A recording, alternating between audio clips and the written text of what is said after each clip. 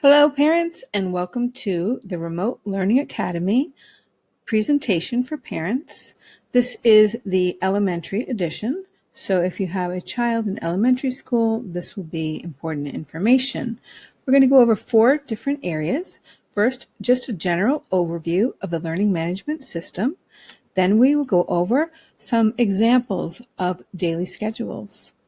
Obviously, if you have a child in first grade as compared to fifth grade, the schedules will look different, but we're trying to just give you a general overview.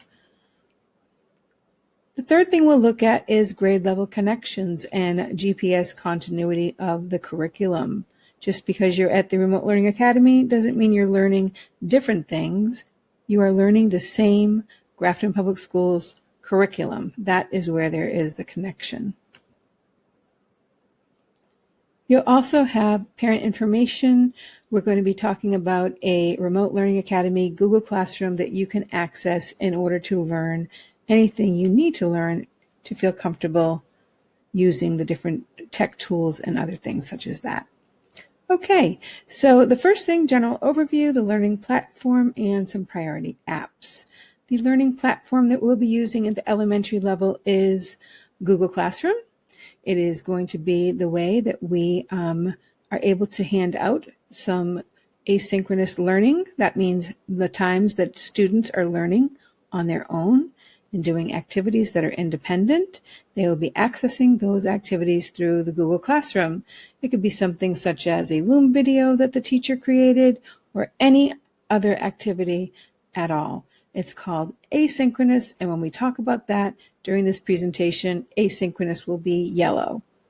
Students will also be learning with the teacher. That's synchronous learning. When we think about that right now, we're thinking about Zoom. That means the teacher is teaching either whole group or small group and has some sort of presentation. So that will be happening at the Remote Learning Academy, both asynchronous and synchronous. We also have priority apps. I already mentioned a couple, Zoom and Google Classroom. Loom, Seesaw is another that most parents at the elementary level in Grafton are familiar with, and Flipgrid, that might be a new one. Once the students have completed their tasks, they're going to hand them in either through Google Classroom, or the teacher might decide, hey, I want you to hand it in through Seesaw or through another app called Flipgrid. If you're not familiar with Flipgrid, we are going to be using it to help create a sense of community for each of our classrooms, because we want to make sure that the kids feel they're part of a whole, and we can talk about different things to help them feel connected, such as a show and tell and things like that. The kids make quick little videos on Flipgrid so that they can feel part of a community. We know that's important. As we said, the learning platform will be Google Classroom, and if you haven't used it already, it will look something like this. Your teacher will be setting up a classroom just for that grade level that she's teaching, she or he, sorry. There'll be a stream, which will be a place to put announcements. There'll be classwork where you can find your classwork assignments, and that's really basically what you need to know. A little bit more about it. The stream is going to be the place that you find your morning message, materials, schedule. The teacher will make that slightly different depending on needs, but it will look something like this. There'll be an announcement. There'll be some attachments to help you to feel ready and successful for the week ahead. Then there will be classwork assignments underneath the classwork tab. There'll be organized either by the week, the date, whatever way your teacher wants to organize it, she will be sure to let you know, and it will be very clear to you. There will be subject area assignments such as the Daily 5 or math, science, social studies, etc., and some sort of Flipgrid assignments to help build that sense of community and social emotional learning. Students will be handing in this assigned classwork, either right in the Google Classroom, or it might say, the assignment might take you to Seesaw and you just turn it in on Seesaw or turn it in on Flipgrid. So these are the priority apps that we'll be using to turn assignments in. Your teacher might decide, as a 5th grade teacher, I'm only going to use Google Classroom. Your 2nd grade teacher might have the vast majority of your assignments handed in Seesaw. It's going to vary by grade level and by teacher.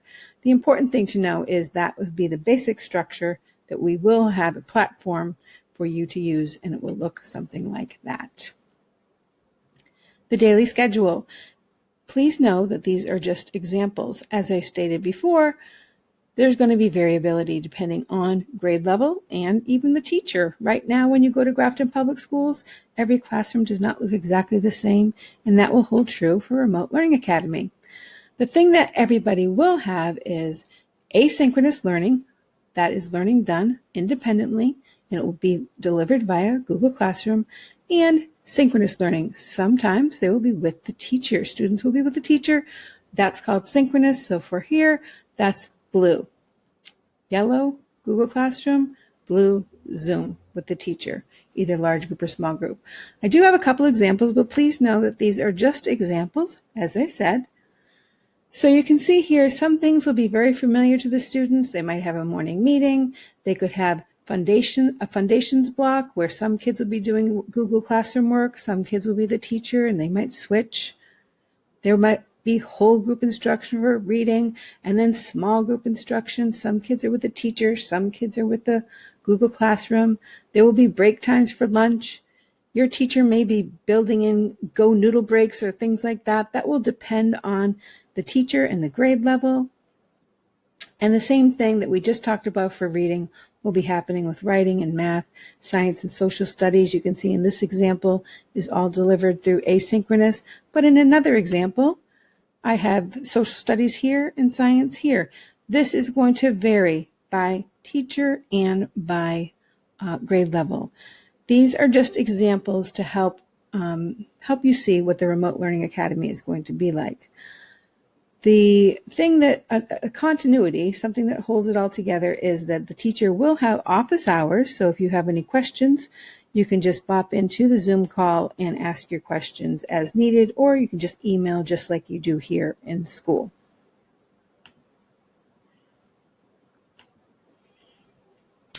An example of asynchronous learning, what does that look like when your students are on the Google Classroom?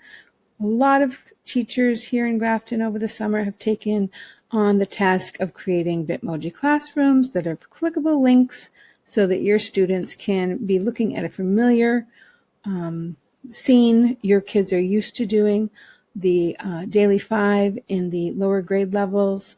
So, for example, if your kids are used to doing Read to Self, they know that they do those on the iPad, and they will come here depending on their group, click on it, and then they will see their passage. This could be a simple passage like that, or it could be a book that your teacher assigns. Students are used to doing word work in, let's say, second or third grade. So they know that they are in group A, they will click here, and they will be taken off to a phonics activity. When they listen to reading, they will have a book here so that they can listen to right here. And if it's time to work on writing or read to someone, the teacher might put the assignment here. There might be something completely different here, such as another document or a video or a game. It totally depends on the teacher and the week. We just wanted you to see that your students, when they're in Google Classroom, could have a calendar, a choice board, could have a Bitmoji classroom where teachers are able to send out links and make it so that the kids feel comfortable doing some asynchronous learning while she is teaching some small group guided reading.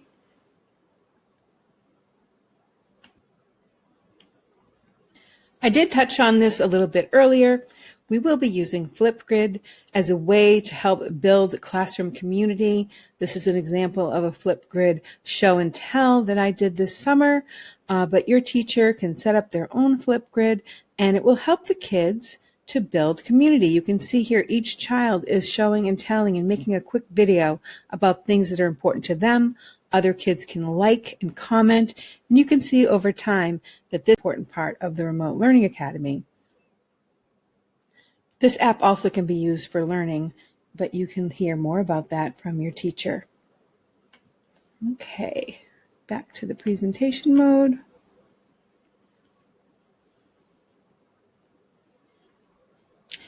Next, we're going to cover grade level connections. The important point here, so there will be grade level connections and continuity. We're going to all be going through the same curriculum, whether you're hybrid at home or in school or the Remote Learning Academy, these are things that are the same timeline. If you're learning how to tell time in second grade math, you're learning how to tell time whether you're in the classroom, hybrid at home, or Remote Learning Academy, but there are definitely differences. You are not in the Remote Learning Academy if you're having your hybrid home week. These are two different programs. They are separate and operate separately. Just so you know, just because I know there's some confusion there. Okay, the last part is parent information. We realize that this is a completely new way to do school. You may have lots of questions. We are going to create a parent Google Classroom just for you, where we will have helpful tips, quick little videos on how to use the Google Classroom, where to find assignments and things like that, how to turn them in case your child needs help. You'll be able to help them, how to use the Flipgrid, how to use Seesaw if you're not familiar, or if you just want a refresher, or small things that aren't even tech tips, like how to create a nice learning environment and set up good routines in this type of learning environment. We'll also cover anything else that you think that we need to cover so that everybody can feel successful and comfortable in the Remote Learning Academy. So thank you very much. We hope this presentation provided you with understandable overview and answered some of the questions that you may have. We also obviously are sending out forms and things to gather more information from you, and look forward to seeing you in the fall, whichever you choose.